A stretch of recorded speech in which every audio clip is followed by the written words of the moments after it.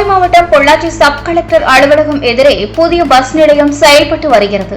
இங்கு இருந்து கேரளா, வால்பாறை, ஆனமலை உள்ளிட்ட பல்வேறு பகுதிகளுக்கு பஸ்கள் இயக்கப்படுகிறது. இந்நிலையில் அமாவாசை என்பதால் ஆனைமலை மாசாணியம்மன் கோவிலுக்கு நேற்று முன்தினம் முதல் சிறப்பு பேருந்து இயக்கப்படுகின்றன.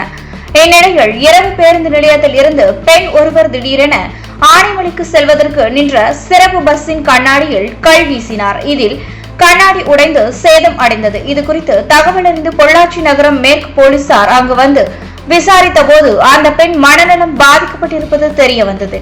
பின்னர் பஸ் நிலையத்தில் இருந்து அந்த பெண்ணை அனுப்பி வைத்தனர். பின்னர் நேற்று காலை பள்ளி, கல்லூரி வேலைகளுக்கு செல்வோர் என பஸ் நிலையத்தில் ஏராளமான பயணிகள் நின்று கொண்டிருந்தனர். மேலும் மாசாணியம்மன் கோவிலுக்கு செல்வதற்காக பக்தர்கள் பஸ்ஸுக்காக காத்திருந்தனர். அப்பொழுது திடீரென அங்கு நின்ற ஒரு அரசு பேருந்துக்குள் அந்த பெண் ஏறினார். பின்னர் சிறிது நேரத்தில் டிரைவர் இருக்கையில் அமர்ந்து பஸ்ஸை இயக்க முயற்சித்தார். கண்டக்டர் உடனடியாக அருகில் கிடந்த கற்களை பேருந்தின் டயரில் அடியில் போட்டார். அந்த பெண் பஸ்ஸின் அலாரத்தை விடாமல் அடித்தார். பயணிகள் ஆத்திரம் அடைந்தனர். பின்னர் சிறிது நேரம் போராட்டத்திற்கு பின்னர் பஸ்ஸில் இருந்து கீழே இறங்கினார். கீழே வந்த பெண் திடீரென பஸ்ஸின் டயருக்கு அடியில் படுத்து ரகளையில் ஈடுபட்டார்.